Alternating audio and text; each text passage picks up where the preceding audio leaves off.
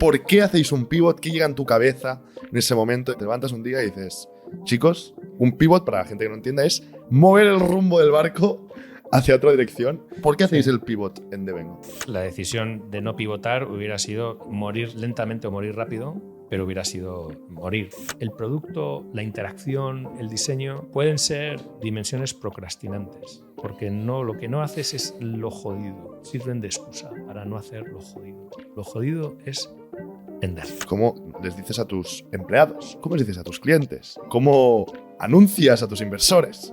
¿Cómo es esto?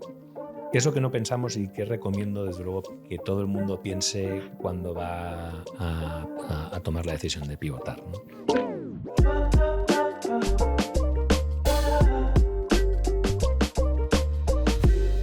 Bienvenidos una semana más al podcast de entrevista a Product Leaders. Esta semana hablamos con Fernando Cabello, CEO y cofundador de Devengo.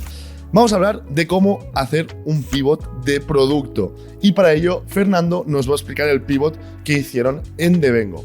Pasaron de ser una solución para devengar el salario de los empleados a ser una API para procesar los pagos de tipo account to account. Vamos a ver exactamente qué significa esto. Como hemos dicho, vamos a ver lo que supone hacer un pivot de producto a nivel de empleados, a nivel de clientes, a nivel de inversores, a nivel de toda la organización y cuáles son las recomendaciones que Fernando nos da para hacerlo.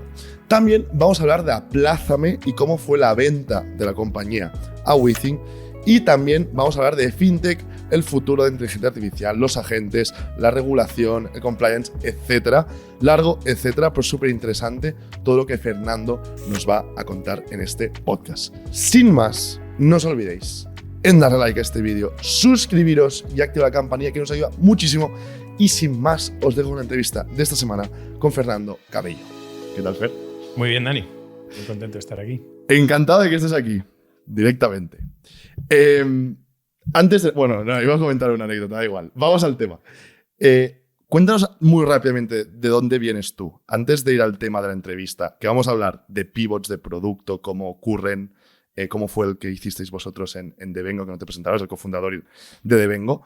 Antes de ello, ¿tú cómo llegas a fundar Devengo? ¿De dónde vienes? Unos 5 minutitos de background. Muy bien. Muy rapidito, unos Sí. highlights. Sí. Bueno, yo creo que puedo ser incluso más breve.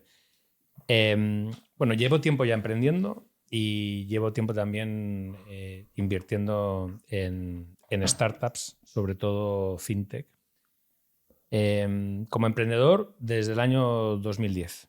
Y me acuerdo muy bien de cuál fue el momento fundacional. El momento fundacional fue una pregunta que me hizo un amigo mío, Carwin Fletcher, que me dijo: ¿por qué en España no hay ninguna buena manera de saber si alguien es confiable antes de alquilarle un piso? Y Confiable en el sentido de económicamente que puede pagar o de que va a vivir en mi piso. Varias razones. Claro, yo creo que era una pregunta un poco en sentido amplio, pero creo que el contexto más específico en el que lo preguntaba Carwin estaba relacionado con el hecho de que, por ejemplo, en Estados Unidos los burós de crédito son, aparte que tienen información bastante más rica y profunda que la que tienen los equivalentes en España, sí que te permiten, sí que permiten ser consultados para que tú, antes de alquilarle el piso a alguien, puedas saber si su historial crediticio y de pagos pues es de fiabilidad alta, media o baja. Que en Europa esto no puede ser. En Europa esto puede ser con matices, ¿no? Es verdad, ¿vale?, que Europa tiene una aproximación al dato de carácter personal distinto del de Estados Unidos. El caso es que esta pregunta fue como el hilo de Ariadna que me llevó al laberinto del Minotauro. ¿Y por qué? ¿Por qué? Pues porque básicamente lo que nos pusimos a darle respuesta, y como consecuencia de dar una respuesta montamos una startup que es Ibercheck, que trataba de dar respuesta precisamente al reto de cómo hacer que un arrendador pueda saber si un inquilino es fiable o no antes de... Antes de ello, ¿tú trabajaste para otro en algún momento? Sí. ¿Qué hiciste? Pues básicamente ser buen soldado. Voy a intentar no decir ninguna palabra porque muchas veces me he descubierto en podcast diciendo palabras altisonantes. Entonces voy a intentar no decir ni brutalismos ni palabrotas. Pero básicamente he sido un buen soldado, he sido un buen estudiante, he hecho lo que me han dicho y generalmente lo he hecho razonablemente bien. ¿Vale? Y entonces, bueno, pues tuve un pasado corporativo que fue muy grato. La mayoría de las experiencias fueron muy gratas, fueron muy positivas, con aprendizajes positivos y negativos, pero fueron experiencias positivas. Y luego las pocas experiencias negativas que tuve también fueron muy ricas en forma de aprendizaje. Y de alguna manera hubo siempre un gradiente. Siempre trabajé para empresas cada vez más pequeñas hasta que terminé trabajando en una startup que contribuía a cofundar, que es esta primera... DavidCheck. DavidCheck. Después fundaste Aplázame. Aplázame es una startup de España, también referente en España. De hecho, en este podcast han pasado muchísima gente de Aplázame. Es como las típicas startups que se hacen escuela, ¿no? De gente top que ha acabado montando sus cosas después. Lo digo en serio, ¿eh? De gente que ha pasado por aquí, mucha gente ha pasado por Aplázame. Igual que Idealistas, igual que Adevintas, igual que...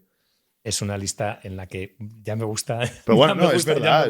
Tuvimos Ana Suero el otro día. Bueno, Ana Suero yo creo que es que lo que pasa es que es una fuera de serie. Ahora estuvo en Aplázame. Hubiera estado en donde hubiera estado. Pero Aplázame, es verdad, tuvo mucha gente suerte. Muy buena producto. Aplázame tuvo mucha suerte con la gente. Hubo gente absolutamente extraordinaria, pues como Ana, como Gonzalo, como Rocío, como Jorge. Y yo creo que ahí hubo, de alguna manera, un patrón común, ¿no? Y el patrón fue que de alguna manera decidimos apostar sistemáticamente por el talento allí donde lo veíamos, en una aproximación, yo diría que más empática que científica. Y ¿vale? Salió bien. Aplázame fue una primera oportunidad para muchos de nosotros, ¿no? Yo creo que ni Ana, ni Gonzalo, ni Jorge, ni Rocío habían sido chiefs antes, han estado en un exco, ¿no? Y muchos de ellos ever since, ¿no?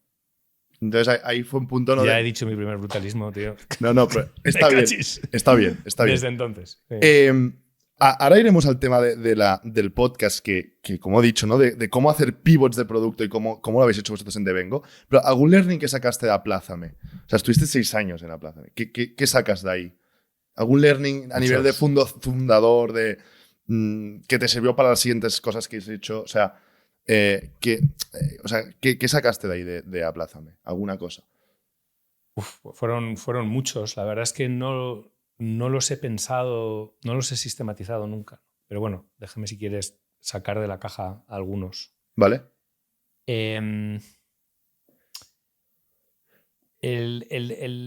Desde luego salió bien confiar en la gente con talento y con principios.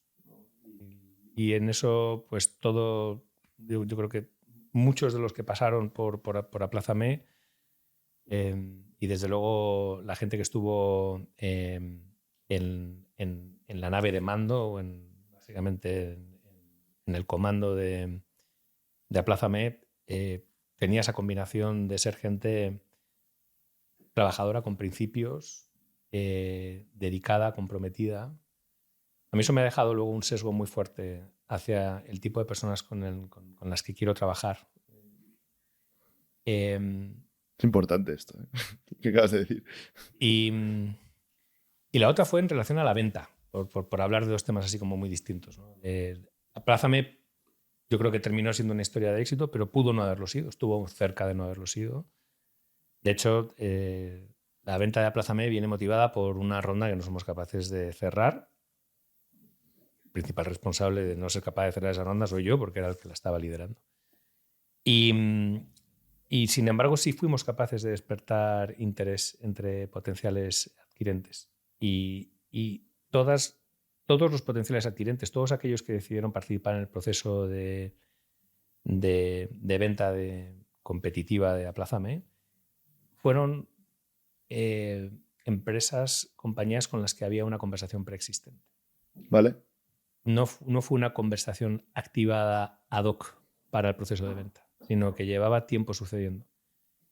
Con una característica además, que era que habíamos aplicado un principio de transparencia radical en el que prácticamente contábamos todo lo que hacíamos sin ninguna restricción, incluso aquellas cosas que habíamos descubierto. Lo cual en ocasiones, pocas, pero en ocasiones, provocaba sospechas de me están distrayendo y entonces lo que no me están contando es otra cosa que no sé todavía qué es, que luego descubrían que no había nada oculto.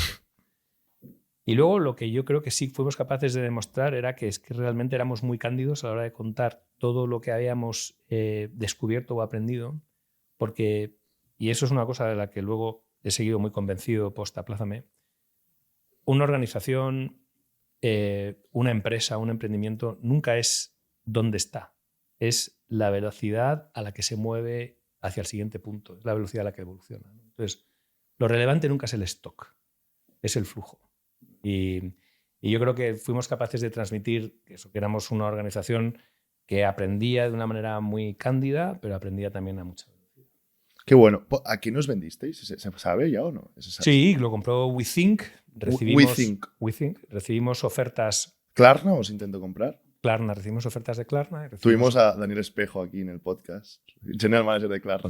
Con Dani hay un pasado, un presente y, si Dios quiere, también un futuro. Dani es un fenómeno. Pero sí, sí. Klarna, recibimos una oferta de Klarna. Qué bueno. Es que, o sea, vosotros llegasteis mucho antes que Klarna, evidentemente en España. En España, los primeros. Sí. En España sí. Klarna fue yo diría que el decano mundial del Buy Now Pay Later. Del Buy Now Pay Later y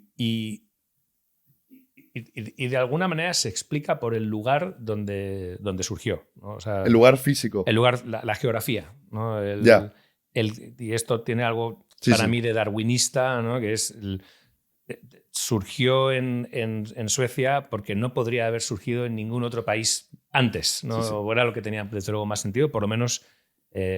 Por cultura de e-commerce, ¿no? Por cultura de Norte Europa, de pagar, o sea, del Buy Now Pay Later, que era algo que se estaba pasando, ¿no? Que a lo mejor en otros países no era tan. En España no es tan así. Bueno, es que, o sea, realmente es que, o sea, y ni ahora. Ahora pasaba una cosa, y esto era yo creo que el año 2008-2010 en Suecia, era fascinante, que es que existía y existe todavía de hoy un método de pago tremendamente popular que se llama pago contra factura. Sí. Es que básicamente te dan el producto y la factura. Correcto. Y luego tú vas con la factura y pagas el producto. Sí, sí. Esto es el Klarna sin producto. Exacto. ¿No? Entonces, Klarna lo que decide básicamente es digitalizar el proceso de pago. Productizar esto. Del invoice. En digital. Pero exactamente. Y ese es el primer paso. Es el proyecto final de carrera de Sebastian Siemiatowski en la Universidad de Economía de Estocolmo, donde está estudiando Economía. Es el proyecto final de carrera de este pavo. ¿En serio? En serio. Es que, o sea, para lo recta que ha sido esa bola es verdaderamente notable.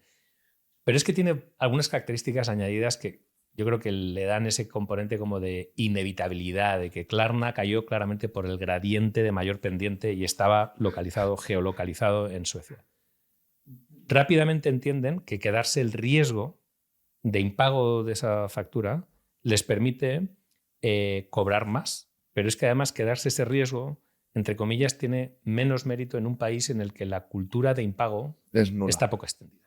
Porque los países calvinistas, no nos olvidemos, no tienen el sacramento del perdón. Y eso significa básicamente que los malos comportamientos eventualmente, como repercuten en un coste que se socializa en la comunidad, pues es la propia comunidad la que eventualmente previene que eso sea así. ¿Y cómo lo hace? Pues sobre una transparencia en los comportamientos que a lo mejor a los del sur de Europa nos choca. Nos cuesta más. En Suecia, tu nómina o tu dirección son públicas. Públicas directamente. Pero es que además se da un factor adicional que todavía para mí apuntala más, que es que Klarna descubrió que cuando tenía impagos tenía la capacidad de recurrir a la administración pública para que le ayudara a recobrar. Y en ese momento la deuda... Por ley, casi. Por cómo funciona. No conozco el nitty-gritty, pero esto me lo cuenta alguien de quien me fío mucho. Sí. Con quien tuve una relación muy íntima durante el proceso en el que Klarna estuvo a punto de comprar Aplázame. Y lo que me contaba es que esa deuda que el Estado ayudaba a Klarna a recobrar tenía mejor calificación crediticia que la propia deuda de Klarna. Es decir, la deuda impagada tenía mejor rating crediticio porque te ayudaba el Estado. Sacaban margen incluso de la deuda. Bueno, básicamente te ¿No? mejora. Bueno, que eso básicamente lo que significa es que cuantos más impagos tienes, Mejor. más calidad tiene tu deuda, lo cual es una cosa que pues, te estalla la cabeza. Y entonces, quiero decir con eso, luego Klarna se expandió a otras jurisdicciones y a otros dominios en donde obviamente eso no fue así, pero Klarna se hizo muy fuerte antes de salir a otros países y de alguna manera encontró el contexto más apropiado en el que surgir. Dicho todo esto, es una historia espectacular, de muchísimo mérito, no les quito nada de mérito, todo lo contrario, creo que es una de las grandes historias de emprendimiento. Y he leído hoy literal que están planeando una IPO y que pocas startups europeas hacen IPO cada día, o sea, no pasa eso. O sea, tenemos que estar orgullosos en Europa de que salgan proyectos como el de Klarna, que faltan. O sea, que chapó. Entonces, vamos más al tema de hoy. Cofundas, Devengo. Haces más cosas durante, pero primero de todo, ¿qué es el Devengo inicial? O sea, cuando dices, voy a montar Devengo, ¿qué montas? Primer día. Bueno, en ese momento estoy hablando con Alberto Molpeceres, que es alguien con quien me había intentado asociar al principio de Aplázame, pero él estaba con otros líos. ¿Qué hacía él o qué hace? Molpe es uno de los mayores expertos en pagos. ¿Vale? Yo diría que tanto a nivel operativo, técnico como de cumplimiento es un ingeniero, es un fuera de series emprendedor. Es alguien a quien había conocido antes de fundar Aplázame y bueno, me hubiera encantado que hubiera sido mi cofundador en Aplázame, no se dieron las circunstancias. ¿Tú eres técnico también, Fer? No. ¿Vale? No. ¿Tú qué te consideras más de producto, diríamos? ¿Más negocio, más sales, más operaciones? Sí, un poquito para Trooper, la verdad, porque ¿Vale? creo que soy malo en todo, pero que tengo un buen mix. Vale. Básicamente, o sea, no soy realmente bueno en nada. Y entonces había una idea, y la verdad es que confieso que soy muy crítico con la manera en la que esa idea se me implantó en la cabeza, pero había una idea que me llegó por distintas fuentes, pero que recuerdo que una de las fuentes fue a través de José Caviedes, inversor en Aplázame y amigo. Inversor muy tradicional del panorama español. Inversor muy tradicional, ha invertido en muchísimas. Ha invertido muchísimas, muy conocido. Me escribió un mail que tenía un asunto como la siguiente con un question mark y una noticia en el que se anunciaba la inversión de varios fondos en WageStream. ¿Vale? Explicamos un poco qué es esto. WageStream es una empresa que en ese momento, yo creo que estamos hablando del año 2018, finales 19. Sí. Es básicamente una propuesta de salary advance, que consiste en que es una propuesta que hace accesible el salario devengado a los empleados de una organización. Y es, por tanto, una propuesta de valor para el empleado que consiste en que yo pueda acceder al dinero que ya, entre comillas, llevo ganado. Llevo trabajado la mitad de mes, pues me he ganado la mitad de mi salario, pues en vez de recurrir a peores alternativas de fondeo, de financiación. Cofidis y cosas de estas. Bueno, o sea, Cofidis tiene muy mala reputación, probablemente no es de los peores, los hay muchísimo peores que Cofidis, pero en cualquier caso, oye, si puedo acceder a liquidez de un dinero que ya me he ganado, que me debe la empresa, que es mío, ¿no? Pues dámelo. Y esta idea a mí del ya es mío, a mí se me grabó en la parte más emocional, yo creo que menos cerebral, o sea, menos racional, en la parte más emocional del cerebro, y caí muy preso y muy enamorado de esta idea. Fuiste una enamorada de la idea.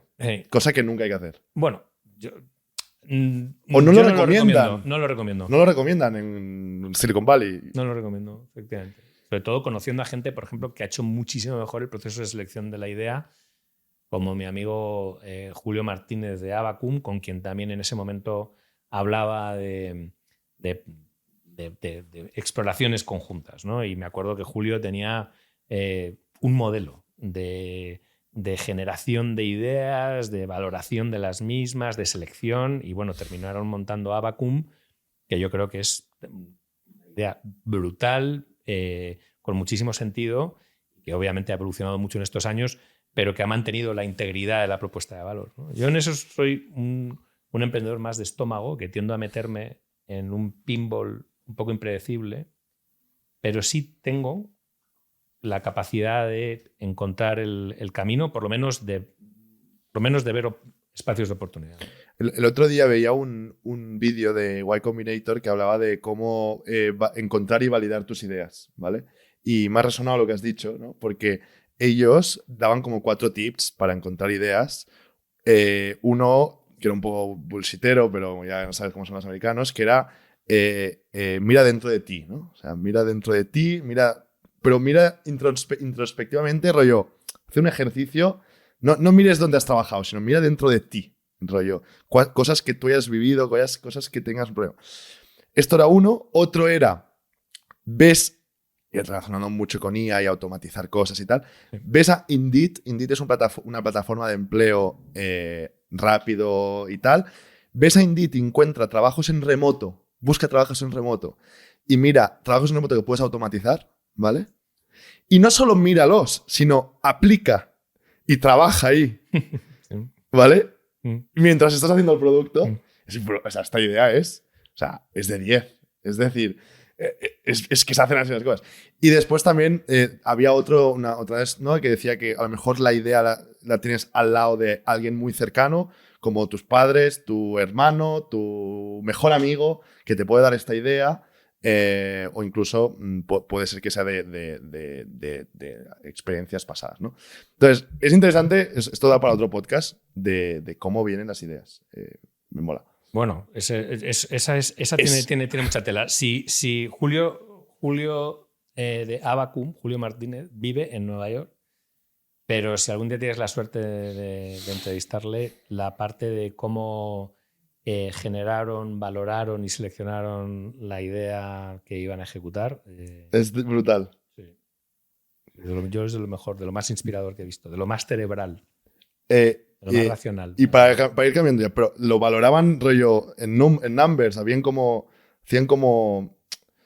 pesos de cosas de validar la idea, rollo. Market es un del 0 al 10, no sé qué es un tal. ¿O no era tan científico? ¿Era un rollo científico o cómo? Yo es de las aproximaciones más científicas dentro de que nunca no vi los idea. modelos, ¿no? y menos los audité. Pero sí me acuerdo de haber tenido conversaciones con Julio en las que claramente la manera de pensar de Julio revelaba un espacio cuántico, métrico y multidimensional. Qué guapo. Esto, ya de verdad que nos movemos, pero esto de las ideas es un tema, y más con la IA, tío, que lo que me da la sensación es que cada día sale una startup diferente de IA y tal. La gran mayoría ves ideas que no están validadas para nada. Y también no solo que ves ideas que no están validadas, sino ves que los productos o propuestas de valor que proporcionan estas ideas no tienen fin. O sea, son como muy papel sobre mojado, rollo, que no te cubre un end-to-end, un proceso end-to-end, ¿no? O sea, en Devengo, o supongo en la primera versión de Devengo, pues tuvieses que pensar todo el producto conforme el empleado quería devengar su salario, y hay un proceso que a lo mejor se inicia de una forma y acaba tal. Sí. Pues lo que me parece es que las startups, muchas que nacen ahora, se quedan mucho en la foto, ¿no? En la foto de Twitter o el vídeo demo, pero no en el proceso de a quién le resuelves el problema, ¿sabes? No en todo el end-to-end. Y eso yo creo que, y lo leí el otro día en un Substack que no me acuerdo de quién era, que lo voy a poner en la descripción, y hablaba de esto, de que las startups de ahora se están centrando mucho en hacer una parte de la feature, pero no hacen el proceso. Y es un poco lo que hay que mejorar. Pero bueno, yendo a Devengo. Montas Devengo. ¿Cuánto tiempo? Montamos Devengo. Montáis Devengo. Sí. ¿Cuánto tiempo tardas en crear producto, crear primeros clientes? ¿Quién había en ese espacio en ese momento? ¿Estabais solos en ese espacio? Empezamos solos, pero cuando lanzamos la propuesta de valor ya había gente cocinando. Ya había una carrera. Estaba Tips, que había nacido en Núcleo, equipazo, por cierto. Tuvimos la suerte de tener muy buenos competidores, y eso, la verdad es que eso, en retrospectiva, es las cosas mejores que te pueden pasar. En ese momento era absolutamente aterrorizante, pero bueno, ya estaba Payflow, o prácticamente Payflow llegaba a la fiesta con muy poco retraso, o sea, casi de manera concurrente, y Wagestream anunciaba que desembarcaba en Europa continental, y además que lo hacía primero en España. ¿Ah, sí? Igual sí. Igual yo creo que de repente de del día de la mañana competencia pasamos a un contexto de mucha competencia. La empresa la constituimos antes de verano de 2019 y en 2020, principios, empezamos la comercialización, justo coincidiendo con el COVID. Y fue un momento muy difícil porque nuestra audiencia eran las empresas de recursos, pues eran las funciones de recursos humanos, y te puedes imaginar que ¿Cómo estaba en ese momento? Que en ese momento trabajar en recursos humanos pues era muy, muy, muy, muy, muy estresante. Se cambiaban básicamente de un día para otro la legislación y tal. Entonces fue un momento muy difícil. Finalmente empezamos a encontrar algo de tracción, conseguimos buenos clientes, algunos buenísimos clientes. ¿A quién ibais, perdón? ¿Qué tipo de empresa era? Bueno, ¿Qué tamaño? ¿No lo habéis definido? No lo teníamos tampoco súper definido. Yo creo que todavía estábamos en una fase de discovery. De hecho, yo creo que también uno de los problemas, en retrospectiva, uno de los retos que no fuimos capaces de resolver bien fue tener una aproximación más científica en la venta. Go to market. A ver, ¿qué quiere decir esto? Científica en el sentido de he tirado tantos leads, tantas flechas, he convertido X, por lo tanto, aquí no o aquí sí. Yo, ¿O fíjate, cómo? O sea, si tuviera que decir qué es lo que hace una venta científica, yo hablaría de dos componentes: reproducibilidad y predecibilidad. Y yo creo que son dos métricas que ayudan a medir cómo de científico es un proceso de venta. Si la predecibilidad no existe y no mejora o no mejora con el tiempo, y si no es reproducible, si cada vez estás inventando la rueda desde cero, entonces diría no estás teniendo una aproximación científica. Cuando ves una aproximación científica, ves cosas como capacidad para predecir el revenue, Sí.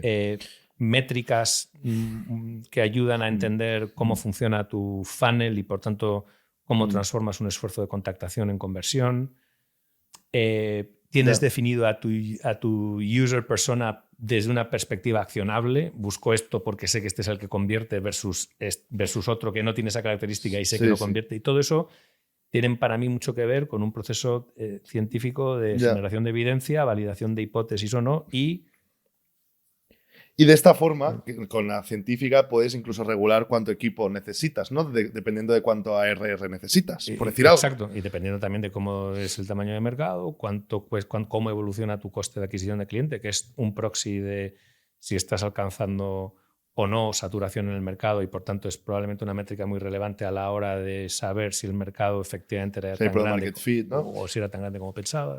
Y esto dices que fue un error de tomarlo muy científico. No. O que al revés. La ausencia de esto. ¿Vale? Vale. Y luego, en cualquier caso, ¿sí? Lo que vimos es, mientras estábamos con esta reflexión de tenemos que ser más científicos, lo que vimos es que nuestros competidores eran capaces de desplegar estrategias de go-to-market más ambiciosas y o más efectivas. Ya.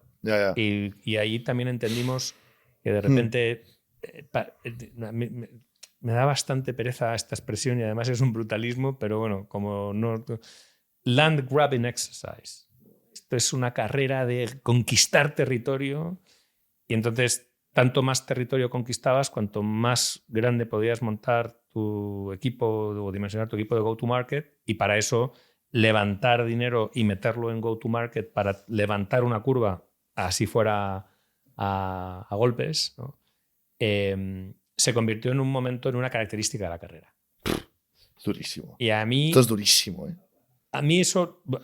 Yo creo que Molpe y yo desarrollamos... Molpe es también el alias de mi socio Alberto Molpe Ceres. Molpe y yo creo que caímos en la cuenta de esta no es nuestra guerra, tampoco habíamos venido a esto, ¿no? Y además...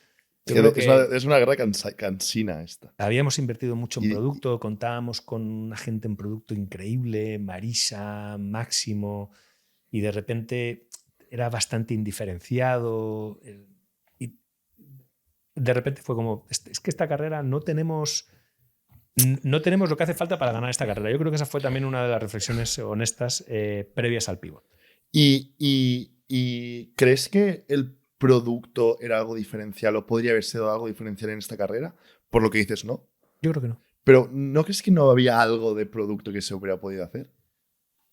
O, a ver, no lo sabes porque no ocurrió, ¿no?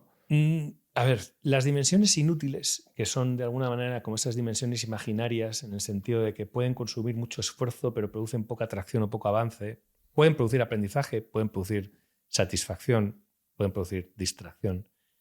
Invertimos mucho tiempo en cosas que no terminaron necesariamente siendo útiles, pero que tenían una enorme cantidad de energía y de buena intención y que consumieron mucho recurso económico y de tiempo. Vale. ¿No?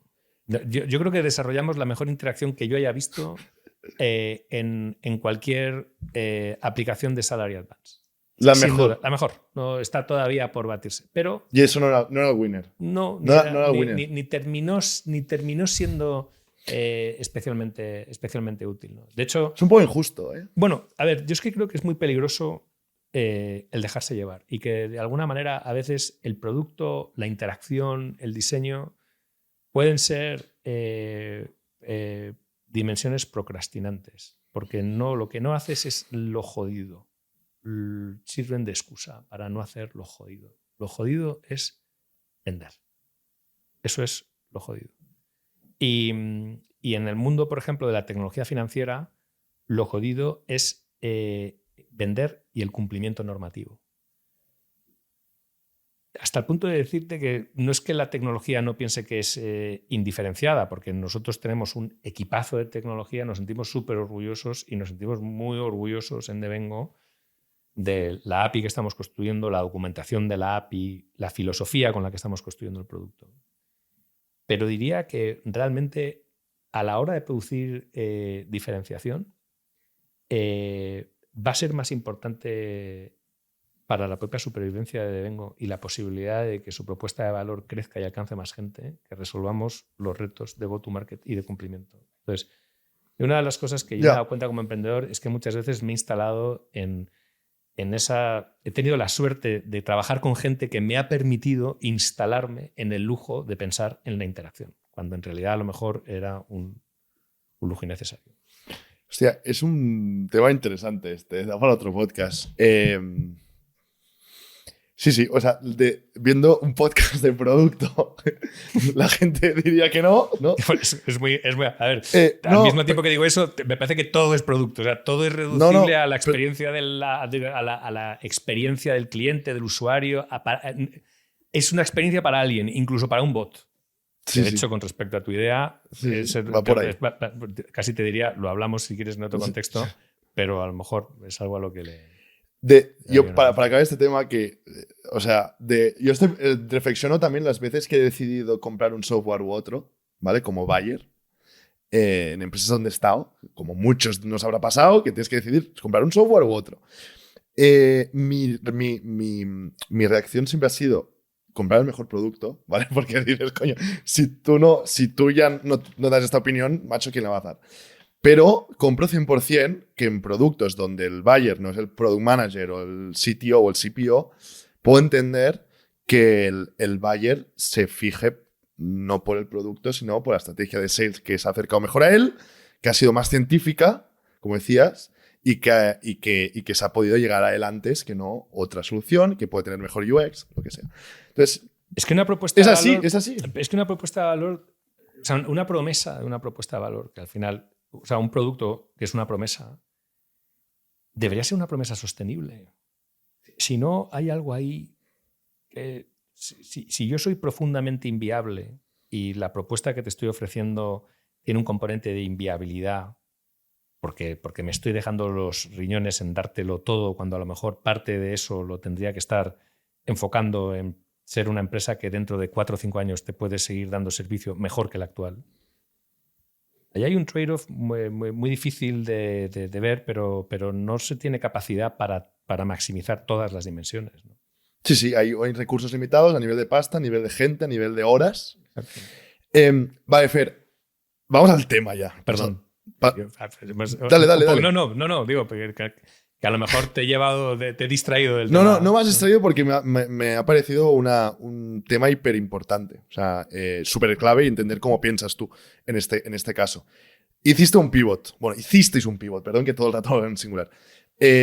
¿Cómo fue? O sea, ¿por qué hacéis un pivot? ¿Qué llega en tu cabeza en ese momento de decir, te levantas un día y dices, chicos, un pivot, para la gente que no entienda, es mover el rumbo del barco hacia otra dirección? Y suele ser cosas que al equipo puede estresar, no todo el mundo le mola, puede haber gente que se vaya, te puedes gastar, un pivot es difícil. Entonces, ¿por qué hacéis el pivot en Devengo? Yo creo que el pivot no fue tanto una opción como una decisión, ¿no? Si quieres, la decisión de no pivotar hubiera sido morir lentamente o morir rápido, pero hubiera sido morir. Entonces, la opción típicamente no es muero o no muero. No me parece que forme parte de un campo de opciones o de un espacio de decisión, ¿no? O de un espacio de opciones. Realmente la duda fue, oye, cerramos y devolvemos minusvalías a los inversores. No es lo deseable, pero oye, lo hemos intentado. Esto no ha salido. Somos honestos. ¿Devolvéis minusvalías? Bueno, si no te has consumido todo, puedes liquidar. Y oye, tú me diste 100, pues toma 30, menos 70% de rentabilidad, pero no te devuelvo cero, en el sentido de que es que he llegado a la conclusión de que no vamos a ninguna parte antes. Esto puede pasar. Yo conozco a gente que le ha pasado esto. En proyectos típicos de COVID, que, ¿sabes? Inicias un proyecto 3 meses antes del COVID, levantas pasta, el proyecto es inviable.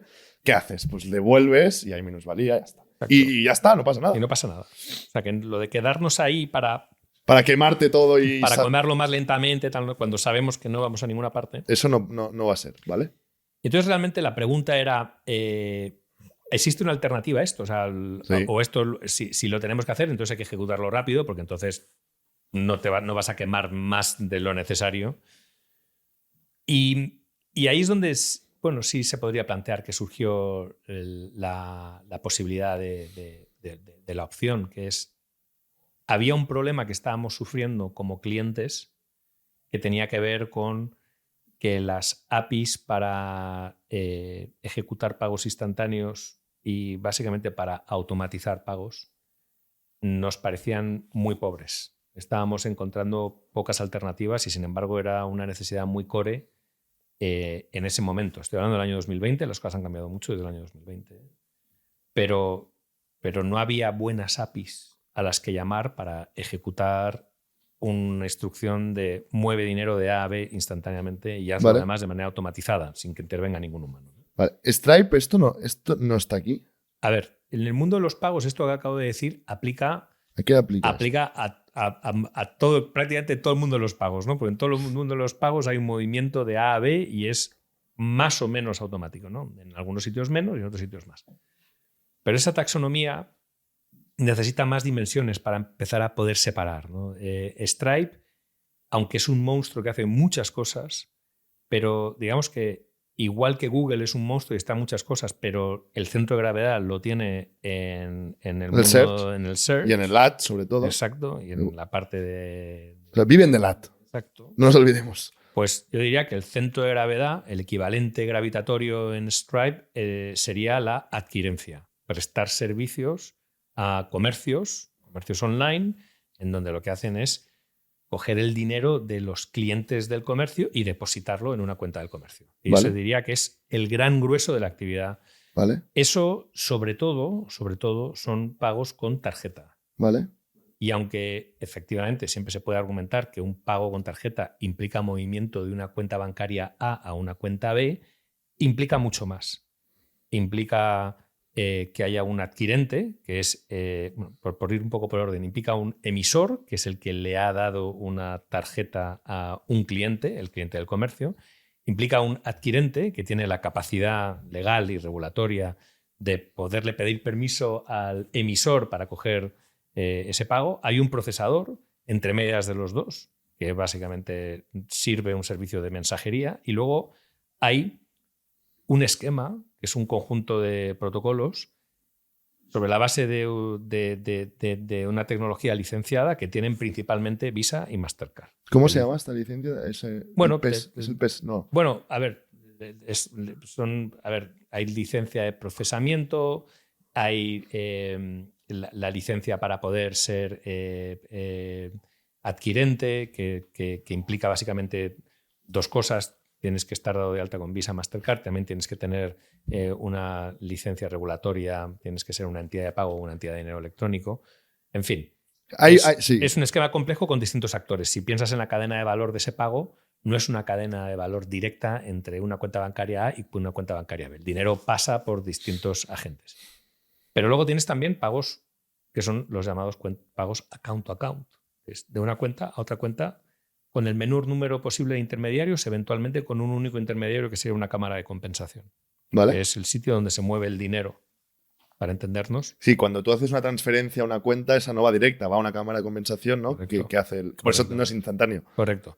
Entonces, por ejemplo, Stripe no está en el mundo de la provisión de wallets o la creación de IBANes o de IBANes virtuales y la capacidad para automatizar payouts desde ese tipo de cuentas a otras cuentas que pueden ser de clientes, que pueden ser de proveedores, que pueden ser de otro tipo de agentes. Entonces, el mundo de Stripe es el mundo de la adquirencia, pero luego está, y diría también que es un mundo en el que sobre todo hay pagos de tipo consumer to business, de tipo C2B, ¿no?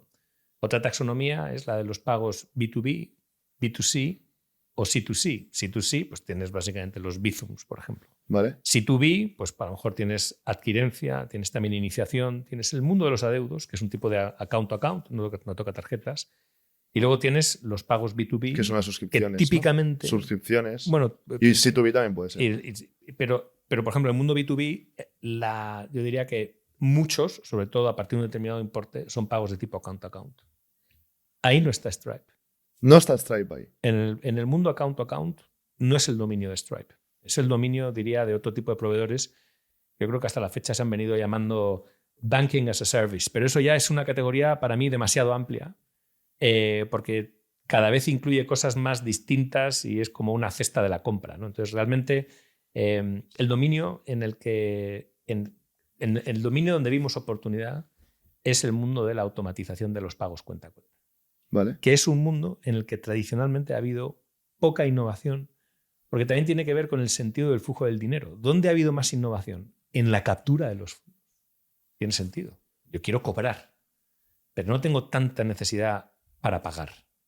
Pero ¿qué ocurre? Que de repente hay propuestas de valor que se vuelven muy dependientes en poder tener modelos de pago ágil, como por ejemplo el mundo del salary advance, que requiere que cuando un empleado de una empresa cliente de Payflow a través de la app de Payflow pide un avance de salario, en ahí hay un menos trigger, de 10 segundos. Hay una automation. Exactamente, que hay una automatización y una inmediatez. Y esa combinación de inmediatez, automatización, que claramente implica que tiene que ser entonces apificado, ese era un espacio donde nosotros vimos espacio de oportunidad y nos metimos en un dominio antes de saber que de repente surgía como categoría el mundo de los pagos account to account. Ahora si pones account to account, hasta la propia Visa dice que está entrando en este espacio. Pero de alguna manera nosotros yo creo que lo vimos venir. Porque el account to account, que es donde entráis, ¿qué casos de uso aparte de esto de Payflow hay? Sí. Claramente. ¿Qué negocios hacen esto? Sí. O sea, que son al final vuestros clientes potenciales. Sí. A ver, la mejor demostración de que esto es un play de infraestructura no es tanto la tesis de que lo es, sino la consecuencia del tipo de clientes que hemos originado, porque hemos originado clientes muy diversos, en verticales muy diversos. O sea, yo me imagino, por ejemplo, Globo para pagar a sus Glovers. Perfecto. Ese es claramente un caso de uso y estamos entrando en ese modelo as we speak, ¿vale? Pero empresas de lending para la puesta a disposición de los fondos. Vale. Empresas de insurtech para el pago de los reembolsos. Si es un seguro de reembolso, por ejemplo, un seguro de mascotas, por ejemplo, una nota publicitaria, un cliente buenísimo que es Barkibu. Los clientes de Barkibu llevan a a su mascota al veterinario, pagan al veterinario y luego le piden el reembolso o una parte a la que tienen derecho porque tienen un seguro. Que les incluye Que les el incluye veterinario. un reembolso del 70, 80, lo que proceda. Lo mismo en tipos de seguros dentales, o sea, tipos de seguros de tal que te incluye el dentista. Pues Insurtech. Entonces, digamos que todas estas tienen una característica: devoluciones instantáneas de e-commerce, Devolución instantánea de e-commerce. Revenue, por ejemplo. Vale. Entonces, todas estas tienen una característica común, que es la propuesta de valor de este tipo de jugadores. Tienen un pago embebido en la propuesta de valor. Entonces, ese es el cliente tipo 1 de Devengo. El cliente tipo 2 de Devengo son clientes que necesitan provisionar infraestructura de pagos a sus propios clientes, que además necesitan orquestar. Vale. Y ejemplos de estos últimos serían adquirentes, cuando les dan cuentas de settlement a sus clientes comercios, iniciadores de pagos, cuando les dan también cuentas de settlement a sus clientes comercios, o eventualmente marketplaces de servicios, ¿vale? Como por ejemplo uno con el que vamos a trabajar dentro de poco. Webel. Puedo dar nombres todavía porque, porque no me han firmado la cláusula que me permite mencionarlos, pero esto es inminente, pero está en el espacio básicamente del delivery, ¿no? Entonces, Gig Economy es evidente. Todo el Gig Economy es evidente. Claro, lo que pasa es que aquí la cuestión clave es cuando nuestro cliente necesita orquestar flujos de dinero de sus clientes. Eso es cuando... A ver, esto me he perdido. Es que no es fácil esto, ¿eh? A ver. Claro, ¿Qué quiere decir en los esto? clientes tipo 1 que hablábamos, Sí. al final nuestros clientes manejan su propio dinero y necesitan una API para orquestar de manera ágil y automatizar el movimiento de su dinero. Vale. ¿Vale? Imagínate que hay un cliente que quiere crear una propuesta de valor de salary advance, pero en vez de usar su propio dinero, lo que quiere usar es el dinero de la empresa. Vale, ahora ya veo por dónde vas. Ahí hay que crear infraestructura de la cual es titular la empresa y autoriza a nuestro cliente technical partner a orquestar. Y ahí hay un mundo. Ahí está, por ejemplo, la automatización de la gestión de la tesorería. El mundo de la automatización del AP/AR, del Accounts Payable y del Accounts Receivable, ¿no? La optimización del circulante desde el punto de vista de alocar el circulante sobrante durante el tiempo que toque en alternativas que generan rendimiento, pero también el recall, ¿no? La recuperación de ese dinero cuando necesite ser usado en el proceso de negocio por la razón que sea, ¿no? Entonces, al final lo que nos hemos dado cuenta es que pocos building blocks, o sea, pocos elementos constructivos, como un Lego, 5 o 6, permiten construir cosas muy diversas. O sea, tú realmente con muy pocas piezas de Lego, desde el punto de vista de la variabilidad en las piezas, eres capaz de construir cosas muy distintas. Una nave espacial, una Torre Eiffel, una estación de bomberos. Bueno, pues la Sagrada Familia. Devengo, la Sagrada Familia, efectivamente. Pues a Devengo le pasa un poco parecido, ¿no? Al final, lo que estamos viendo es que las empresas sean capaces de pedir infraestructura de pagos a tiempo real y capacidad de ejecución de pagos salientes, entrantes a tiempo real, les permite crear propuestas de valor nuevas. ¿El producto es complicado? Vaya por Dios. ¿Me lo dices o me lo cuentas? No, ya, claro, sí, lo es. Sí. Pero es súper interesante y mola este tipo de productos que parece, o sea, que inicialmente como es difícil de entender, pero después te das cuenta de que 1000 casos de uso te pueden salir aquí y muchas startups pueden utilizar este producto. ¿Vuestro producto es una API? Por lo que decías. Nuestro producto es una API. Que esto ya es otro podcast, pero no vamos a hacer 5 podcasts hoy. Que tener productos de API hemos visto pocos. Tinybird, pero que no es del todo una API. Tinybird es un producto de UI, aunque seguramente tienen cosas de API y tal. Volviendo más al tema. Pivot, ¿no? Vosotros decidís que es un problema que habéis tenido y decidís transicionar hacia aquí. ¿Cómo es este momento? En cuestión de cómo les dices a tus empleados, cómo les dices a tus clientes, cómo anuncias a tus inversores. ¿Cómo es esto? Esto tiene que ser jodido. Es exactamente lo que dices. Lo dices. De repente sabes que tienes que hacer algo que a lo mejor pues, hay que escribir a los inversores, hay que escribir al mundo para decirle que Devengo transiciona y de hacer una cosa, pues ya veremos qué va a hacer. Hay que buscar una salida a los clientes. Hay que ser súper transparente con los empleados, a quienes se les ha pedido hasta la fecha un sobreesfuerzo, diría que sistemático. Y de repente le das y les dices, ¿sabéis qué? Que en otra dirección. Y es sorprendente el poco churn que tuvimos. Churn de empleados. De empleados, sí. Es sorprendente el poco churn que ha tenido en general Devengo. Y bueno, a ver, eso es también yo creo que una de las características de... Por Devengo ha pasado mucha gente y ha habido churn, y ha habido gente que ha entrado, ha habido gente que ha salido. Devengo ha tenido muchas iteraciones. Hemos dejado de hacer cosas o hemos decidido infraponderar cosas que veníamos haciendo con más atención por un tema de foco. Y yo creo que han sido, en la mayoría de las ocasiones, las decisiones que teníamos que tomar, aunque fueran duras. Pero yo la sensación que tengo es que Devengo ha habido poco churn.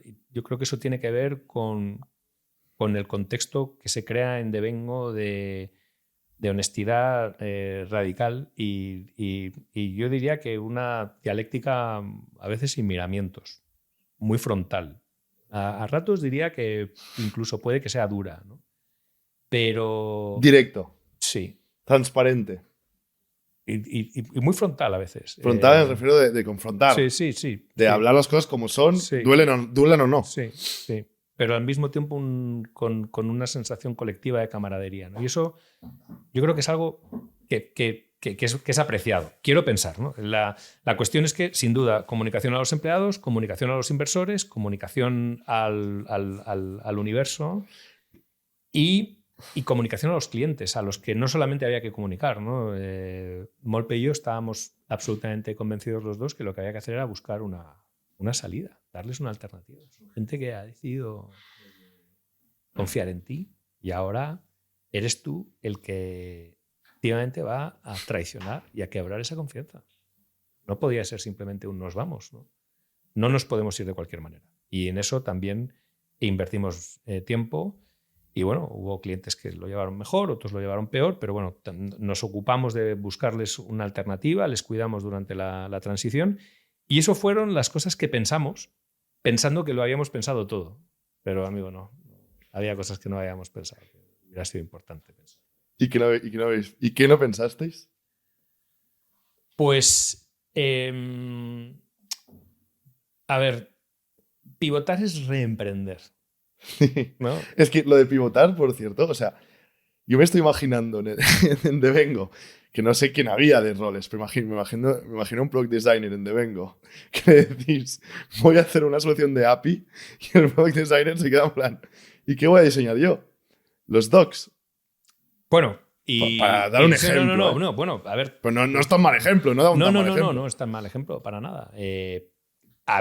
Había unas cuantas cosas que hacer de diseño, había que crear un sistema de diseño nuevo, un lenguaje nuevo, y bueno, teníamos la suerte de tener a Máximo, que nos dejó el regalo del sistema de diseño que tenemos a día de hoy, que yo creo que tiene un potencial de continuidad años por venir. Pero eso que no pensamos y que recomiendo, desde luego, que todo el mundo piense cuando va a tomar la decisión de pivotar. Uno, ¿cómo se va a regenerar la estamina del fundacional, de ese momento de arranque? Porque un pivot típicamente ha consumido mucha energía y de repente es volver a empezar. Desde cero. Desde cero. El entusiasmo, creo que es un error considerar que el entusiasmo tiene un capital infinito. Por tanto, la reflexión de dónde va a venir ese capital de entusiasmo nuevo no me parece trivial. Y luego hay otra muy práctica, muy consecuencial, que es has levantado, tienes muchas líneas en el cap table, te has diluido y estás en base cero.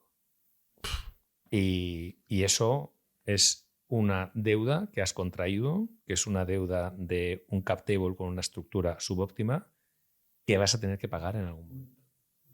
Y eso solamente se paga reduciendo la complejidad del cap table y recuperando proporcionalidad en la propiedad por parte de los fundadores si el play va a ser de quiero ser invertible por parte de Venture Capital. Si tu play es otro, pues entonces encuentra tu camino y ahí tu único límite será tu viabilidad, ¿no? O lo que decían, apoyarte tu capital, tu cap table existente. Pero si tu play va a ser un play de Venture Capital, cuidado porque te vas a encontrar más complejidad desde el punto de vista de gobernanza en el cap table, 1, y 2, más dilución, y eso es algo que va a salir sistemáticamente y eso es, por ejemplo, algo que no advertimos en su momento. O sea, aquí quieres decir de que puede ser que tengas que reorganizar el cap table antes de hacer esto, que hubiera sido bueno. Bueno, probablemente O sea, a lo reorganizar mejor el cap table la simple noción de esto hubiera de sido saberlo. bueno, de simplemente saberlo. O sea, esto es como una advertencia que no tiene por qué necesariamente ser una invocación a la acción. La otra es considerar seriamente la alternativa de devolver el dinero Lo que has con dicho al minusvalías principio. y refundar. Lo que has dicho al principio. Efectivamente. Que quizá, Reconstituir. sí. Constituir de nuevo. Incluso nueva marca, nueva... Incluso dándole a los socios la oportunidad de invertir en, oye, los primeros, por supuesto, pero esta no ha salido bien. Lo digo porque Es un buen punto este. esa deuda, Es un muy buen punto. esa minusvalía que no se le ha trasladado a los socios, es una minusvalía que tiene el conjunto de la sociedad embebida en el cap table.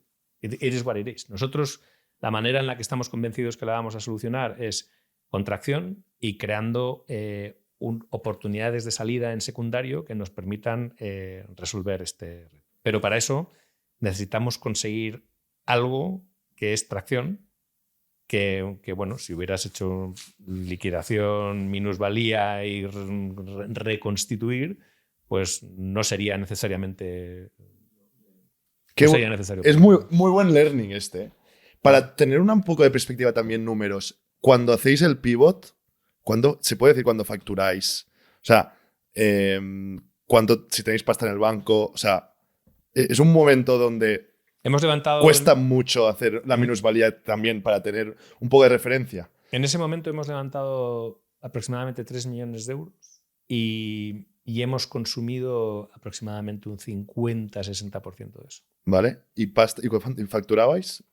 Y estábamos facturando en el entorno de 30-40K. 30-40K MRR. Bueno, o sea, ya habían cosas ahí. Ya habían cosas. No era... Ya había clientes, había referentes, había clientes del IBEX. Había muy buenos clientes. Pero... vale, y cuando hacéis el pivot, ¿alguien se os cae de inversores? ¿Se os caen? Bueno, los inversores...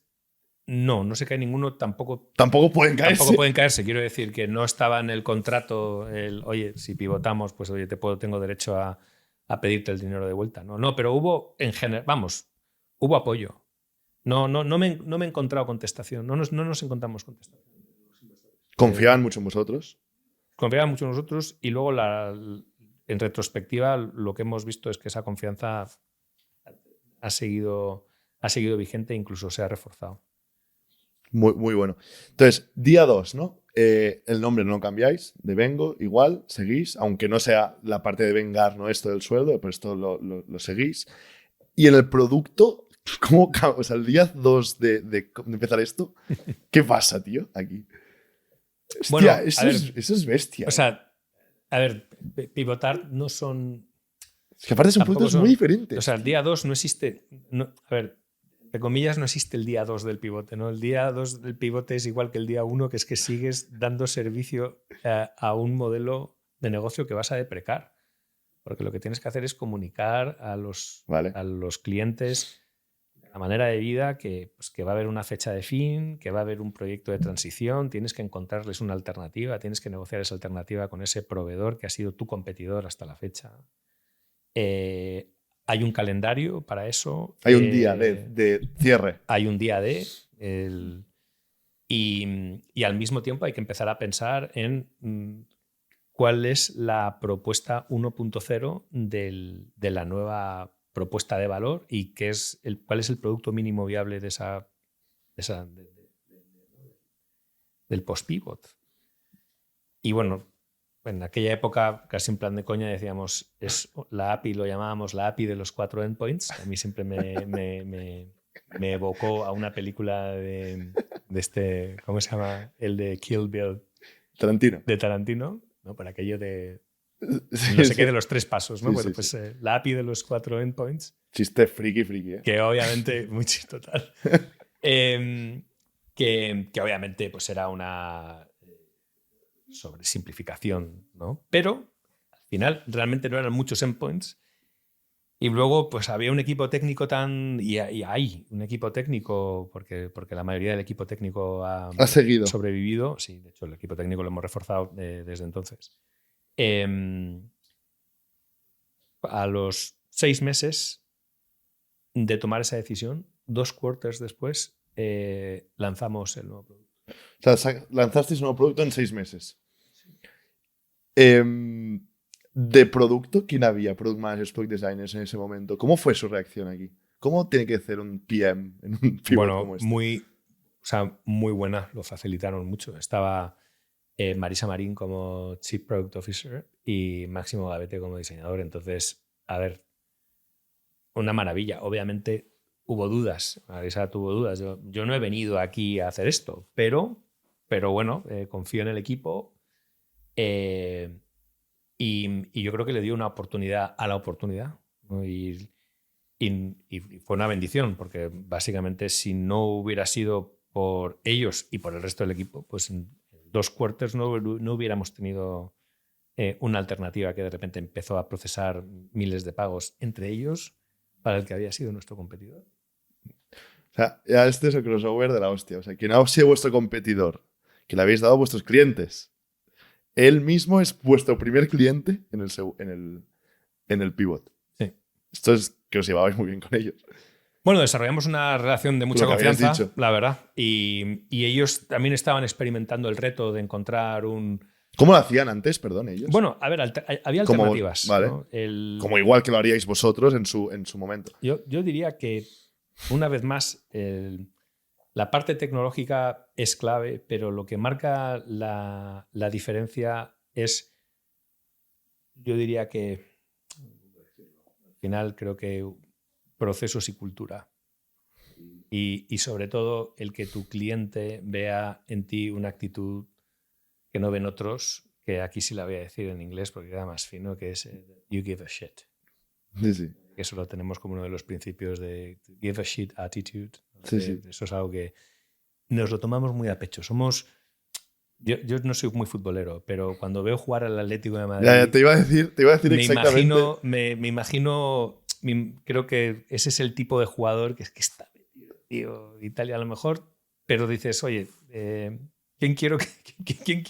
No lo sé, ¿en quién voy a confiar? Yo creo que tenemos esa capacidad de que nos importan las cosas. ¿Cómo ha ido avanzando el producto hasta ahora, hasta el día de hoy? Ahora, ¿cómo estáis a nivel de producto? ¿Qué tenéis ya? No entiendo, ¿tenéis más de 3 endpoints o de 4 endpoints? Sí. Pues a ver, te diría... ¿Seguís con el modelo de API? Sí, Eso sí. Seguimos con el modelo de API. Pues diría que en un momento muy bonito, pero que tienes como tiene un poco la ingratitud de la invisibilidad, ¿no? Y al final, un producto que es una API tiene algo de iceberg, ¿no? En el sentido de que tiene el above the line of the sea y el below the line of the sea. Y solamente ves lo que flota. Sí. Que no necesariamente es lo más grande, de hecho en nuestro caso es el componente más pequeño. Como todos los icebergs, pero vamos, que en el nuestro es como un componente muy, muy achatado. Porque claro, esto tiene mucho de piping, de tuberías, de infraestructura con alta disponibilidad, de infraestructura regulada. Nosotros tenemos que tener básicamente, literalmente, nuestro DevOps duplicado con alta disponibilidad, porque tenemos que ser capaces de, aunque no estemos usando nuestra infraestructura redundante, poder procesar en cualquier momento a través de nuestra infraestructura redundante. Y tenemos que hacer tests que dejan constancia de que esto es posible en cada momento. Y esto es una ¿Quién lo cosa regula que a vosotros? ¿La CNMV? el Banco también? de España. El Banco de España. Banco de España. Pero el Banco de España tiene una división para esto. Supervisión. Sí, Pero empresas españolas que hagan esto hay 4. Bueno, no hay muchas, pero bueno, supervisión pero, o sea, supervisa a entidades de pago, entidades de dinero electrónico, a entidades de crédito, pero a bancos. españolas. Sí. Porque Sí. una americana que opere en España no Bueno, le regulan ellos. Una americana que opere en España, primero, si alguna compañía quiere prestar servicios de pago en la zona euro, en la zona, diría en la zona SEPA, Single European Payments Area, necesita o una licencia o una empresa que tenga licencia que le preste el servicio regulado de pago, ¿no? Entonces tú puedes ser un gateway, pero no haces la adquirencia técnicamente. Stripe muy probablemente tiene una filial, ¿no? yo diría que probablemente una filial o la ha comprado 100% de Stripe, que tiene ¿no? una licencia de adquirencia en Europa. No lo tengo investigado, pero vamos, me Vale, jugaría el cuello que es así. Vale, o sea, estáis hiper mega regulados, como cualquier fintech. Entonces, por volver otra vez, sí. Hay una parte muy profunda, muy densa y muy significativa del producto que no se ve. Pero al mismo tiempo, esto a mí, que podría parecer un inconveniente, yo creo que este entendimiento de la infraestructura y de la tubería es también el que, para mí, y yo creo que también para mi socio Molpe y otros componentes del equipo, como Aitor, nuestro CTO, que tienen una capacidad de visualización y de imaginación muy fuerte, es también el dominio donde surgen los why nots, los por qué nos, por qué no hacer esto, por qué no hacer esto así. Ya. Y todo esto sucede en un contexto en el que el gradiente es el de la automatización en general, por no empezar a tocar el tema de qué va a pasar cuando el que nos pida unos credenciales no es un conjunto de reglas predefinidas de tipo if this then that, un poco orladas o enriquecidas, sino que sean agentes con capacidad para optimizar y repentizar, ¿no? Entonces, nosotros vamos a estar siempre en esa última frontera que no es perfectamente robotizable o que tardará mucho más en ser robotizada porque somos un servicio regulado y el supervisor nunca va a querer supervisar a un bot, porque a un bot no le puedes encarcelar, no le puedes castigar, no le puedes poner una multa.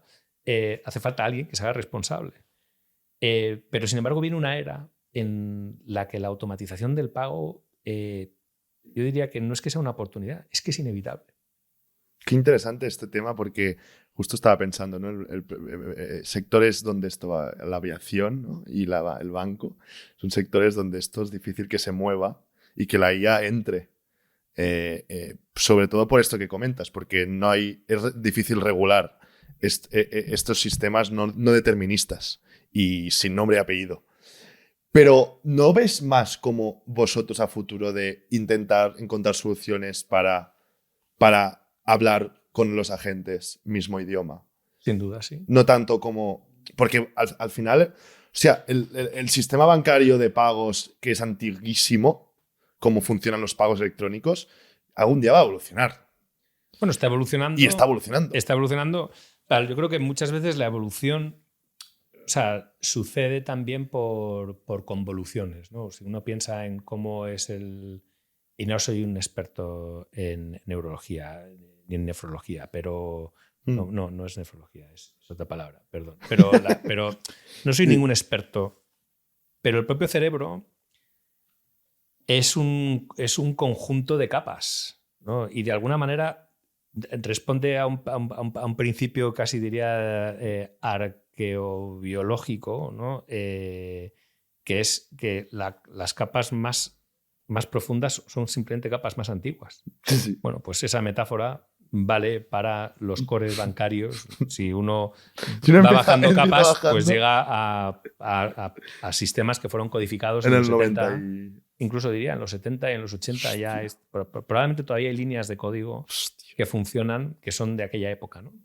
Entonces, bueno, a ver, todo eso convive con la creación de nuevos protocolos, de nuevos protocolos, o sea, jugadores que nacen a lo mejor sin ese legado, sin ese core, y que tienen a lo mejor también una capacidad evolutiva más rápida, empiezan en contextos más pequeños, pero tienen una capacidad de crecimiento mayor, porque como decía Max Levchin, cada 4 años son capaces de regenerar todo su código ¿no? ¿Cómo ves, hablando de IA y automatizaciones, cómo ves el futuro del software directamente? O sea, no solo a nivel de productos digitales, sino también la manera que vamos a trabajar como gente que trabaja en el software. Porque yo a lo mejor estoy bastante loco, ¿no? Y pienso de que nuestro trabajo va a cambiar muy bestia en los próximos 6 meses o un año. Y hablo con gente del sector y gente que se sienta aquí contigo y tal, y muchos no lo ven.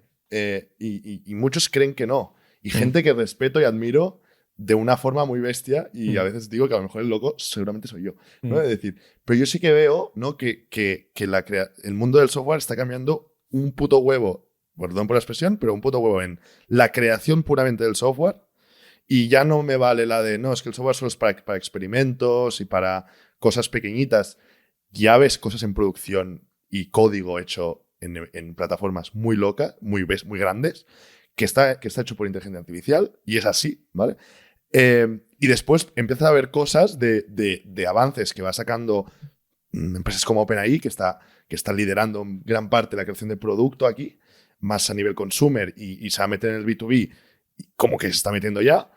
Entonces, como que ya empiezas a ver tanto por la parte de creación de producto evolucionando de una forma muy rápida, como la parte de productos que consumimos, tanto consumer como B2B, evolucionan muy rápido, y en cada update de OpenAI se cargan a no sé cuántas startups que están haciendo cada día, donde, como decías antes, que la propuesta de valor a lo mejor le tenías que darle un thinking, ¿no? Pero, o sea, delante de todo esto, tío, o sea, no sé, o sea, yo lo veo un momento del software muy guapo, pero a la vez muy challenging, de tanto las empresas como la tuya sentada, como empresas nuevas. O sea, no sé, tío, ¿cómo lo ves tú? O sea, es un momento chulo y difícil de leer también. Sí, estoy... ¿Dónde te metes ahora de aquí? Pensando 10 años, ¿dónde te metes? Por ejemplo, estar en un dominio regulado es estar en una parte más alta de la montaña, ¿no? O sea, en un run for the hills. Pero no me acaba de molar esta respuesta, ¿eh? Bueno, a ver, yo digo que no sea verdad, pero bueno, no me acaba de flipar. Voy a dar pinceladas, ¿no? Sí. O sea, a lo mejor no voy por orden, pero digo, en nuestro contexto, dentro de que yo creo que a todo el mundo esto le va a terminar mojando al menos los pies 100%. y a otros tantos los va a ahogar. 100%. Creo que a nosotros, o sea, el tsunami no necesariamente, o la primera ola, nos va a pillar en nivel 0. Vamos a estar un poco más altos. Estoy de acuerdo. Y esto aplica a todos los contextos regulados, porque donde va a tardar muchísimo, lo que va a tardar muchísimo es en haber legislación automática, gobiernos automáticos, supervisores automáticos. Eso va a tardar en llegar aún más. No tengo ninguna duda que llegará. ¿Tú crees que va a llegar igual? Creo que yo lo veo inevitable, quiero decir, porque al final yo creo que hay mucha ganancia y creo que es un experimento que alguien hará y que en algún momento, en algún sitio saldrá bien. Y creo que eso sabemos dónde va. Demostrará la inevitabilidad de la movida, y no sé si esos experimentos, si han nacido, no sé, por ser súper neutros, si han nacido aquellos que van a hacer esos experimentos, pero desde luego vamos a empezar a ver esos experimentos. De hecho, creo que ya se están haciendo, ¿no? Lo que pasa es que a lo mejor tienen una escala en la que todavía pues no está impactando. No está impactando, ¿no? Conocidos por el dominio público, y tardarán tiempo. Pero que vivimos una sensación, yo creo que vivimos un momento muy desconcertante, que hablábamos antes de que para mí la actualidad se ha convertido en una vulgaridad, en el sentido de que lo más importante es lo último que ha pasado en las últimas 24 horas. Literal. Y te da sensación en la cabeza, tienes como ese mindset, tío. Que este rendimiento, que eso es malo, ¿eh? Este rendimiento marginal creciente de lo último que ha pasado lo que produce básicamente para mí es marasmo y caos. Sí, sí. Y absoluta Y impredecibilidad, estrés. ¿no? Entonces, yo creo que ahora es un momento de recuperar los principios. Los basics. ¿No? Y si yo tuviera que decir, ¿qué va a seguirse haciendo falta? Ingenieros y filósofos, ¿no? O sea, y por supuesto matemáticos, ¿no? Y por supuesto escritores. Todo eso va a seguir haciendo falta. Lo que es todavía difícil de pronosticar es el impacto en la productividad que tienen las nuevas palancas que se ponen a disposición de los humanos. Yo creo que uno de los efectos que va a tener inevitables es que la llamada división digital, el digital divide. ¿Qué es esto? El digital divide básicamente es la diferencia que hay entre el alfabeto digital y el analfabeto digital. Vale. Aquel que no tiene acceso vale. a lo digital versus aquel que sí lo tiene. Vale. Bueno, pues creo que va a crear, dentro de la gente instruida digitalmente, creo que va a crear una nueva categoría, que es la de los hiperproductivos. ¿No? Los hiperflipados, ¿no? Que los va a hacer, hipermotivados. Que va a hacer que la diferencia entre sea tan los abismal. hiperproductivos y los que todavía digitalmente, ¿no? Y esa división, esa a mí sí me resulta inquietante porque no sé si tiene un componente de futuro distópico en el que hay tecnosiervos porque no han tenido la oportunidad de formarse, ¿no? Yo creo que entre los que son alfabetos, los que son instruidos digitalmente, hay un riesgo de que se parezcan más a los analfabetos digitales versus aquellos que son capaces de aprovechar las nuevas tecnologías para ser hiperproductivos. Es buen punto. O sea, no me mola recomendar libros y tal, porque parece bastante de gurú de estos. Pero hay un libro que te tienes que leer, y toda la audiencia, que se llama Maná. M-A-N-N-A. Es un libro que se escribió, creo, en el 2005, 2007, por un autor de novelas de ficción, ¿vale? Y habla de dos versiones del futuro, ¿vale? En el 2005, dos versiones del futuro, o cómo él se imaginaba el futuro. Y sin existir la inteligencia artificial, hablaba de inteligencia artificial, ¿vale? Entonces, habla de las dos formas o dos posibilidades de dónde va a acabar la humanidad a raíz de una nueva lenguaje llamado Maná, que automatiza y tiene una superinteligencia que es, literalmente describe casi en punto y coma lo que es el Generative AI, ¿vale? O sea, es muy bestia, un libro escrito en el 2005. O sea, tiene rasgos de que lo estás leyendo y estás flipando, el rollo, en plan, esto es imposible. Y explica, no voy a dar el final, y obviamente no voy a hacer spoiler, pero explica cuáles son las dos variantes de futuro que nos esperan. Y es muy interesante, tío. O sea, lo tienes que leer. Y a partir de aquí bueno. ya me caigo porque va mucho de lo que decías tú y de que hay unas dos perfiles muy claros de súper productivos y de casi analfabetos o gente que no aporta a la productividad mundial, ¿no? Y que por ende, pues incluso está fuera de la sociedad. O sea, no tiene cabida en un mundo donde hay una producción, ¿no? Pero bueno, a nivel, ya para acabar el tema de IA, tú habéis probado cosas en Devengo, rollo en producción, o cosas que estáis probando, o vuestros equipos, ¿qué hacen con IA? ¿Qué ves tú en Devengo, en IA hablando? ¿Cada día se habla de IA? ¿Cada conversación de PMs, ingenieros? Yo creo que a nivel de PMs, o sea, menos, yo creo que la parte de desarrollo de producto ahora mismo es muy determinista y tenemos un foco muy claro, que es el de estar conectados con la cámara de compensación, ser el primer proveedor de servicios de pago de Europa con una conexión técnica directa con una cámara de compensación en Europa, concretamente además con la mejor. Estamos muy centrados en eso y eso es... ¿Ese es el foco? Ese es el foco y ahí realmente hay poca cosa ahí. No hay mucho espacio. Si el equipo viene usando Copilot o tal, pues deduzco que sí, pues son todos súper competentes. Yo creo que esto es una cosa que ya está bastante normalizada desde hace tiempo. Sí hay, diría que algunos temas conversacionales que son recurrentes. Uno es sin que le estemos todavía dando... ¿cómo decirlo? Sin que estemos todavía en una fase de definición, estamos en una fase todavía diría, de proto-reflexión o de reflexión muy temprana, sí nos estamos preguntando qué es darle servicio de pago a un agente.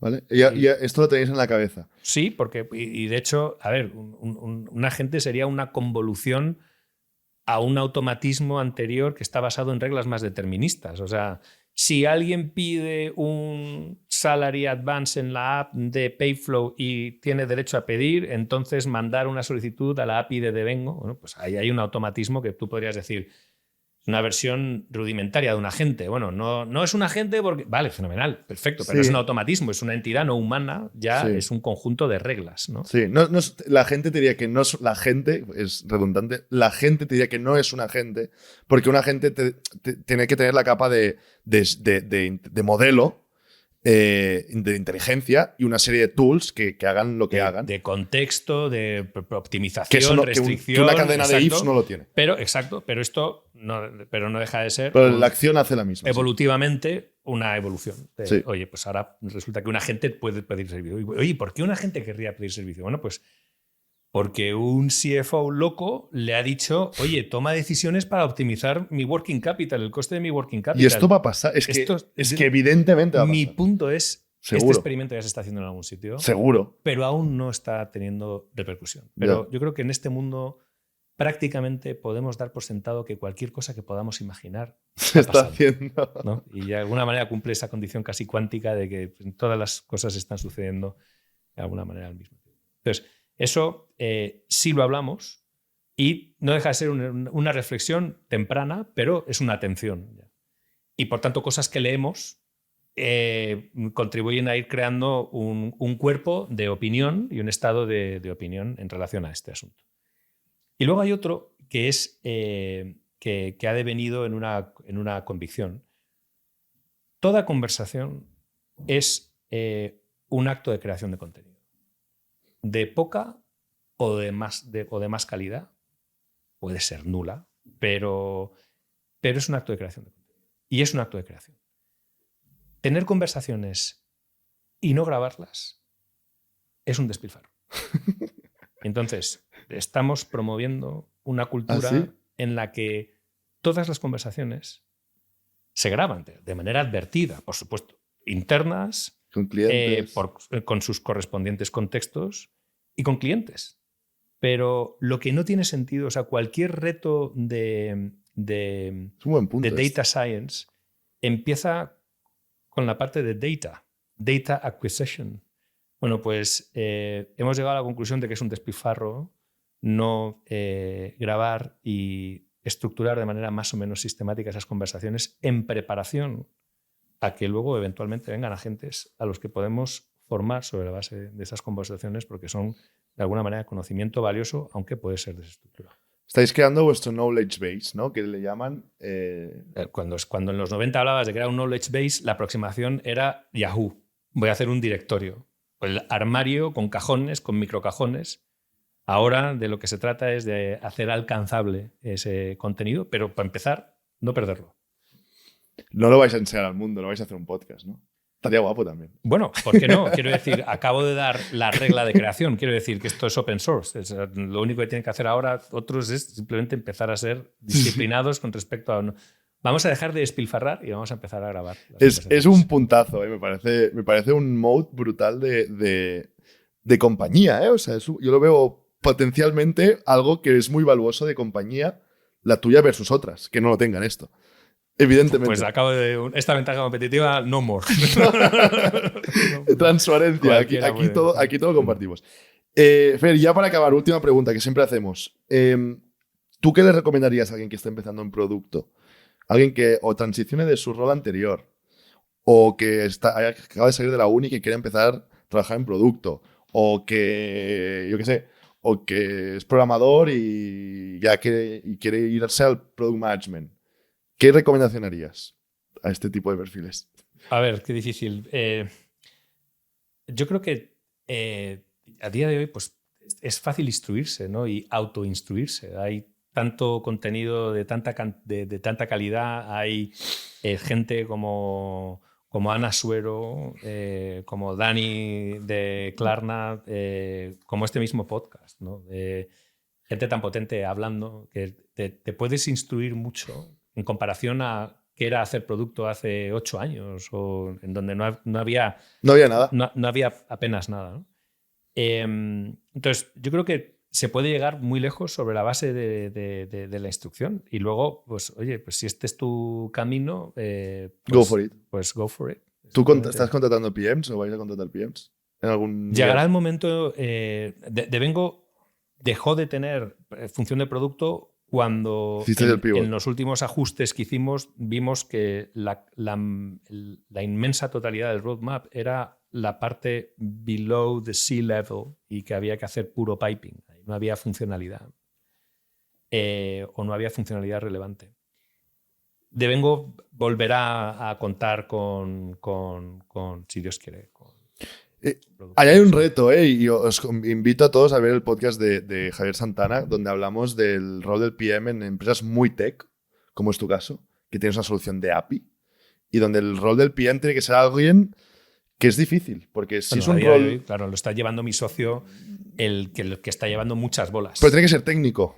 En nuestro caso, claro, es muy difícil, aunque con la experiencia que vivimos con Marisa, creo... Lo que pasa es que, claro, decir que Marisa no es técnico, Marisa tiene muchísimo conocimiento técnico, que a lo mejor no es un conocimiento reglado, pero por la vía de la osmosis y de la transfusión y de la atención y del interés, sí se puede, porque además, idealmente, alguien de producto debería ser capaz de explicar en lenguaje natural todo.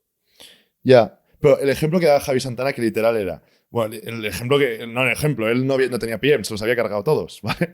Y literalmente lo que me decía es, oye, Dani, me viene un cliente, ¿vale? Porque su equipo de Customer Success son ingenieros, al tener mucha relación con los clientes y problemas técnicos, no problemas de tickets chorras.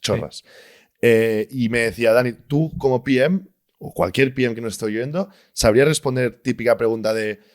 ¿Cómo harías un algoritmo de estructurar no sé cuánta data de información para procesar en base 64 y su madre, ¿vale?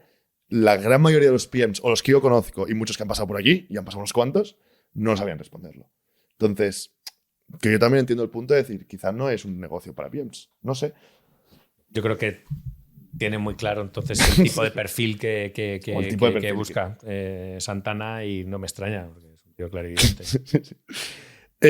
Feria última, ahora sí. ¿Cómo te inspiras tú? También lo preguntamos siempre. ¿Cómo te inspiras tú? ¿Cómo te mantienes estando al día?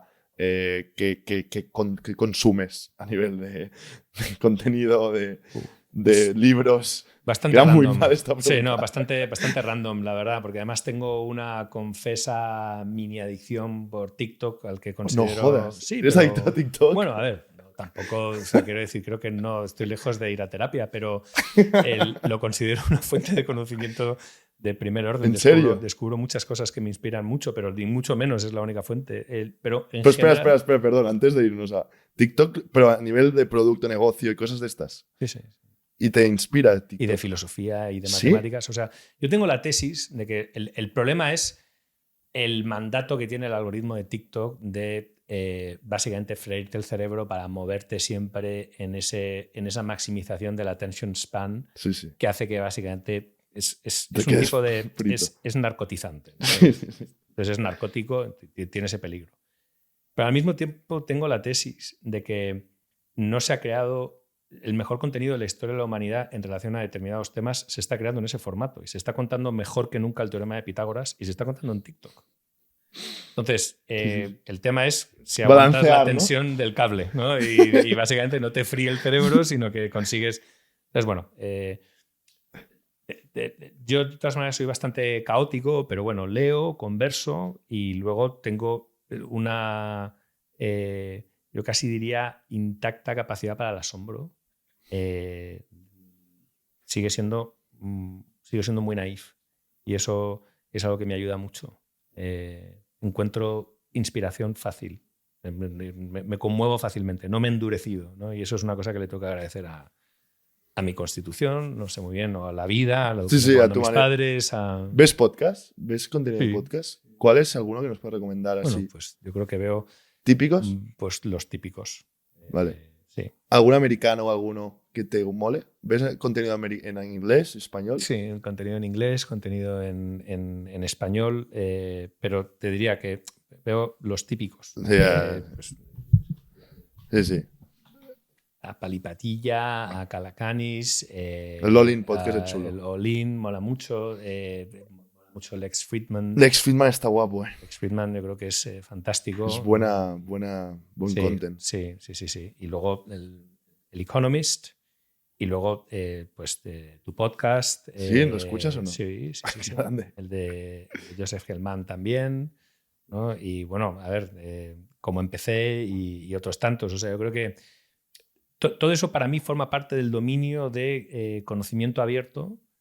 Vivimos una era increíble para los autodidactas. Literal. ¿No? Y realmente la gran separación de género en este mundo para mí es aquellos que tienen capacidad para el autoaprendizaje y aquellos que necesitan la enseñanza arreglada y dirigida. Y creo que ese es el principio entre los que van a ser señores, el principio de la diferenciación entre los que van a ser señores y los que van a ser... Qué buena. Para cerrar el podcast, yo creo que esta frase ha quedado bien y contenido, o sea, somos aquí pros a que la gente consuma contenido y aprenda del contenido y un poco anti-universidades también. Pero bueno. Fer, mil gracias por haber venido. Ha sido un podcast, yo creo, súper interesante, muy técnico. Hemos hablado bastante de cosas de pagos y de fintech que pocas veces hemos llegado a este punto de tecnicidad, pero creo que es interesante. Y mil gracias por venir.